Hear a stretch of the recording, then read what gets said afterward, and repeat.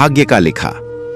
एक दिन जरूर मिलेगा मोहनपुर गांव में एक साधारण सा लड़का रहता था जिसका नाम था राजू। राजू का बचपन गरीबी में बीता था। उसके माता पिता दिहाड़ी मजदूर थे और जैसे तैसे घर का गुजारा चलता था।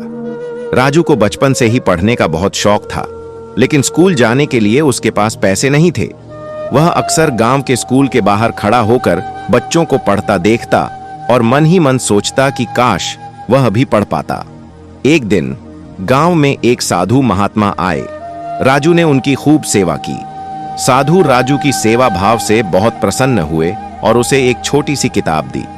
उन्होंने कहा, बेटा, यह किताब तुम्हारे जीवन को बदल देगी। इसमें ज्ञान का भंडार है, इसे ध्यान से पढ़ना। राजू ने उस किताब को अपनी जान से भी ज्यादा संभाला। वह दिन भर काम करता और रात को चिराग की रोशनी में किताब पढ़ता। किताब में लिखी बातें उसे नई दुनिया में ले जाती। उसने अपनी मेहनत और लगन से पढ़ना लिखना सीखा।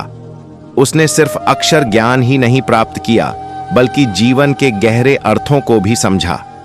जैसे जैसे राजू बड़ा होता गया, वह गांव के लोगों की मदद करने लगा। वह उन्हें पढ़ना लिखना सिखाता, उनकी समस्याओं का समाधान करता। उसकी नेक दिली और ज्ञान की चर्चा दूर दूर तक फैलने लगी। एक दिन शहर से एक बड़ा व्यापारी गांव आया। उसने राजू की बुद्धिमत्ता और ईमानदारी से प्रभावित होकर उसे अपने साथ शहर ले जाने का प्रस्ताव दिया। राजू शहर चला गया। वहां उसने अपनी मेहनत और लगन से व्यापार में खूब तरक्की की। वह एक सफल व्यापारी बन गया, लेकिन वह कभी अपनी जड़ों को नहीं भूला। उसने मोहनपुर गांव में एक स्कूल खोला, अस्पताल बनवाया और गरीब बच्चों की पढ़ाई का पूरा खर्च उठाया। राजू अब एक बहुत बड़ा आदमी बन चुका था, लेकिन उसके मन में आज भी उस साधु महात्मा के प्रति अपार श्रद्धा थी। उसे हमेशा याद था कि साधु ने कहा था, बेटा, यह किताब तुम्हारे जीवन को बदल देगी। और सचमुच उस किताब ने राजू का जीवन पूरी तरह से बदल दिया था। एक दिन राजू अपने गांव आया। उसने देखा कि वही साधु महात्मा अब भी गांव में हैं। राजू उनके चरणों में गिर पड़ा और उनका आशीर्वाद लिया। उसने साधु को अपनी सफलता की कहानी सुनाई। साधु मुस्कुराए और बोले, बेटा, यह सब तुम्हारे भाग्य का लिखा था। मैंने तो बस तुम्हें एक राह दिखाई थी, चलना तो तुम्हें ही था। तुम्हारी मेहनत और ईमानदारी ने ही तुम्हें यहां तक पहुंचाया है। राजू ने साधु की बात सुनी और मन ही मन सोचा कि भाग्य का लिखा एक दिन जरूर मिलता है, बस उसके लिए मेहनत और लगन से प्रयास करते रहना चाहिए।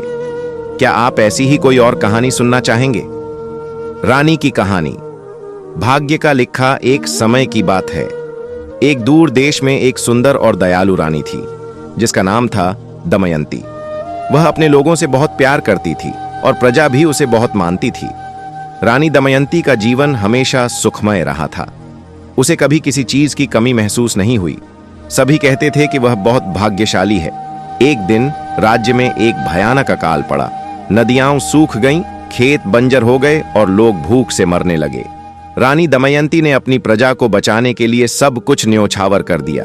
उसने अपने सारे आभूषण बेच दिए, अपने महल के खजाने खोल दिए और स्वयं भी प्रजा के साथ मिलकर काम करने लगी। लेकिन अकाल इतना भीषण था कि कुछ भी कम नहीं पड़ रहा था। रानी दिन रात परेशान रहने लगी। एक रात उसे एक स्वप्न आया। स्वप्न में एक वृद्ध साधु प्रकट हुए और उन्होंने कहा, रानी, तुम्हारे राज्य पर यह विपदा तुम्हारे ही भाग्य का लिखा है।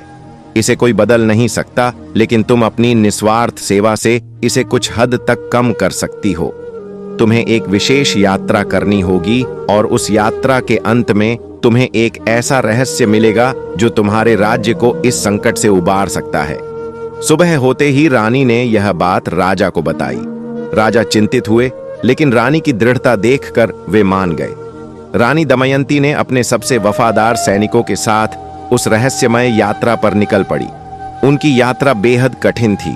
उन्हें घने जंगलों, ऊंचे पहाड़ों और रेतीले रेगिस्तानों को पार करना पड़ा। कई बार वे थककर चूर हो जाते, कई बार निराशा घेर लेती, लेकिन रानी का अटल विश्वास उन्हें आगे बढ़ने की प्रेरणा देता रहा। एक दिन वे एक प्राचीन गुफा के पास पहुंचे। गुफा के अंदर एक साधु तपस्या कर रहे थे। रानी ने उन्हें प्रणाम किया और अपनी यात्रा का उद्देश्य बताया। साधु ने मुस्कुराते हुए कहा, रानी, तुम यहां तक पहुंच गई, यही सबसे बड़ी बात है। तुम्हारा भाग्य ही तुम्हें यहां लाया है। इस गुफा के भीतर एक झरना है जिसका पानी अमृत के समान है। यह केवल उन्हीं को दिखाई देता है जिनका हृदय शुद्ध और निस्वार्थ होता है। रानी ने जैसे ही झरने की ओर देखा, उसे एक दिव्य प्रकाश दिखाई दिया और वहां एक अद्भुत झरना बह रहा था। रानी ने उस झरने का पानी अपने साथ लिया और अपने राज्य लौट आई। उसने वह अमृत जैसा जल पूरे राज्य में छिड़का। देखते ही देखते बंजर भूमि हरी भरी होने लगी। सूखे कुएं भर गए और नदियां फिर से बहने लगीं। अकाल समाप्त हो गया और राज्य में खुशहाली लौट आई। रानी दमयंती समझ गई कि साधु के कहने का क्या अर्थ था। उसके भाग्य का लिखा तो था कि उसे अकाल का सामना करना पड़ेगा, लेकिन उसके कर्मों और निस्वार्थ सेवा ने उस भाग्य को एक नया मोड़ दिया। उसने सीखा कि जीवन में मुश्किलें आती हैं, लेकिन यदि इंसान धैर्य और साहस से उनका सामना करे तो भाग्य भी उसके सामने झुक जाता है। रामू की कहानी। भाग्य का लिखा। एक छोटे से गांव में रामू नाम का एक लड़का रहता था। वह पढ़ने लिखने में बहुत होशियार था, लेकिन उसके परिवार की आर्थिक स्थिति अच्छी नहीं थी। उसके पिता एक छोटे किसान थे और मुश्किल से घर का गुजारा हो पाता था।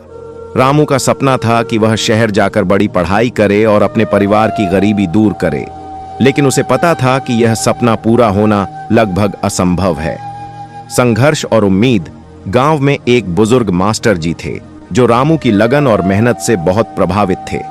उन्होंने रामू से कहा, बेटा, कभी हिम्मत मत हारना। भाग्य का लिखा एक दिन जरूर मिलता है, बस उसके लिए तुम्हें मेहनत और लगन से काम करते रहना होगा। मास्टर जी की बातें रामू के दिल में उतर गईं। उसने मन ही मन ठान लिया कि वह अपने सपनों को पूरा करके रहेगा। रामू ने दिन रात एक कर दिया। वह खेतों में अपने पिता का हाथ बटाता और रात को लालटेन की रोशनी में पढ़ाई करता। गांव में बिजली नहीं थी, तो वह अक्सर चांदनी रात में खुले आसमान के नीचे बैठकर किताबें पढ़ता। उसकी आंखों में एक चमक थी, एक उम्मीद थी कि एक दिन उसकी मेहनत जरूर रंग लाएगी। एक अवसर की किरण एक दिन शहर से कुछ लोग गांव में आए। वे एक नई कंपनी खोलने वाले थे और उन्हें मेहनती और ईमानदार युवाओं की तलाश थी। मास्टर जी ने रामू के बारे में उन लोगों को बताया। रामू को शहर जाने और कंपनी में काम करने का अवसर मिला। यह उसके लिए एक सपने के सच होने जैसा था। शहर आकर रामू ने खूब मेहनत की। वह हर काम को पूरी लगन और ईमानदारी से करता था। कंपनी के मालिक उसकी मेहनत से बहुत प्रभावित हुए।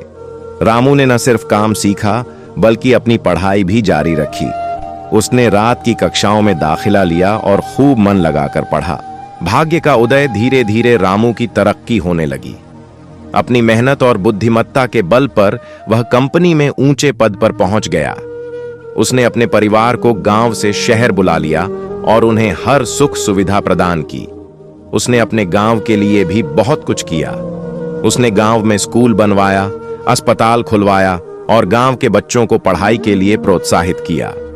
एक दिन रामू अपने पुराने गांव गया। वह मास्टर जी से मिलने गया, जो अब बहुत बूढ़े हो चुके थे। रामू ने उनके पैर छुए और उन्हें अपनी सफलता की कहानी सुनाई। मास्टर जी ने मुस्कुराते हुए कहा, देखा रामू, मैंने तुमसे कहा था ना कि भाग्य का लिखा एक दिन जरूर मिलता है। तुमने अपनी मेहनत और लगन से अपने भाग्य को खुद लिखा है। रामू ने महसूस किया कि वास्तव में भाग्य का लिखा एक दिन जरूर मिलता है, लेकिन उस लिखे को पूरा करने के लिए इंसान को अथक प्रयास करना पड़ता है। रामू की कहानी इस बात का प्रमाण है कि लगन, मेहनत और ईमानदारी से कोई भी व्यक्ति अपने भाग्य को बदल सकता है और अपने सपनों को साकार कर सकता है। यह कहानी आपको कैसी लगी? क्या आप किसी और विषय पर कहानी सुनना चाहेंगे?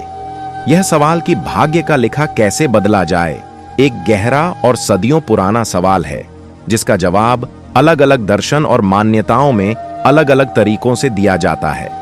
लेकिन एक बात पर ज्यादातर लोग सहमत होते हैं, कर्म ही भाग्य का सबसे बड़ा निर्धारक है। कर्म और भाग्य का संबंध भारतीय दर्शन में कर्म यानी हमारे द्वारा किए गए कार्य और भाग्य जो हमारे साथ होता है का गहरा संबंध है। यह माना जाता है कि हमारे वर्तमान के कर्म न केवल हमारे वर्तमान को प्रभावित करते हैं, बल्कि हमारे भविष्य के भाग्य को भी निर्धारित करते हैं। जो हम बोते हैं वही काटते हैं। प्रेमानंद महाराज जैसे कई संत और गुरु मानते हैं कि मनुष्य अपने कर्मों द्वारा अपने भाग्य को बदल सकता है। उनका कहना है कि भाग्य कोई स्थायी या अपरिवर्तनीय चीज नहीं है। अच्छे और सही दिशा में किए गए कर्मों से बुरे कर्मों के प्रभाव को कम किया जा सकता है या उन्हें नष्ट भी किया जा सकता है। ज्योतिष भी यही कहता है कि पूर्व जन्मों के कर्मों के आधार पर हमारा भाग्य निश्चित होता है, लेकिन वर्तमान में किए गए कर्मों से इसे कुछ हद तक बदला जा सकता है। इसे क्रियमान कर्म कहा जाता है, यानी वो कर्म जो हम अपनी इच्छा से करते हैं। भाग्य बदलने के प्रभावी तरीके, अगर आप अपने भाग्य को बेहतर बनाना चाहते हैं तो इन बातों पर ध्यान देना जरूरी है। सकारात्मक कर्म करें, मेहनत और लगन। किसी भी क्षेत्र में सफलता के लिए कड़ी मेहनत और लगन सबसे जरूरी है। अगर आप अपने लक्ष्य के प्रति समर्पित हैं तो परिणाम जरूर मिलेगा। ईमानदारी, अपने काम और रिश्तों में हमेशा ईमानदार रहें। ईमानदारी से किए गए कर्म हमेशा अच्छे फल देते हैं। दूसरों की मदद, निस्वार्थ भाव से दूसरों की मदद करना आपके कर्मों को सकारात्मक बनाता है। दूसरों के लिए किया गया अच्छा काम आपके भाग्य में भी सकारात्मक बदलाव लाता है। सही दिशा में प्रयास, सिर्फ कर्म करना ही पर्याप्त नहीं है, बल्कि उसे सही दिशा में करना भी जरूरी है। अपने लक्ष्य निर्धारित करें और उन्हीं के अनुसार प्रयास करें। मानसिकता और दृष्टिकोण बदलें। सकारात्मक सोच, अपनी सोच को सकारात्मक रखें। नकारात्मक विचार आपको आगे बढ़ने से रोकते हैं। आत्मविश्वास, खुद पर विश्वास रखें कि आप कुछ भी कर सकते हैं। आत्मविश्वास से भरे लोग मुश्किलों का सामना ज्यादा अच्छे से कर पाते हैं। धैर्य, सफलता एक दिन में नहीं मिलती। धैर्य रखें और अपने प्रयासों पर विश्वास रखें। सीखने की इच्छा, हर अनुभव से सीखने की कोशिश करें, चाहे वह अच्छा हो या बुरा। गलतियों से सीख कर ही हम आगे बढ़ते हैं। पुरानी आदतों में सुधार, अगर आपकी कोई ऐसी आदत है जो आपको नुकसान पहुंचा रही है, जैसे आलस्य, क्रोध, ईर्ष्या, तो उसे बदलने का प्रयास करें। छोटी छोटी सकारात्मक आदतें आपके जीवन में बड़ा बदलाव ला सकती हैं। प्रारब्ध और पुरुषार्थ को समझें। हिंदू दर्शन में प्रारब्ध, पिछले कर्मों का फल जो इस जन्म में भोगना है, और पुरुषार्थ, वर्तमान में किए गए कर्म की बात होती है। यह माना जाता है कि प्रारब्ध को पूरी तरह से नहीं बदला जा सकता, लेकिन अपने पुरुषार्थ यानी वर्तमान कर्मों से उसके प्रभाव को कम किया जा सकता है। आप अपने कर्मों से नए और बेहतर प्रारब्ध का निर्माण कर सकते हैं। संक्षेप में, आप अपने भाग्य के निर्माता स्वयं हैं। भाग्य का लिखा तो होता है,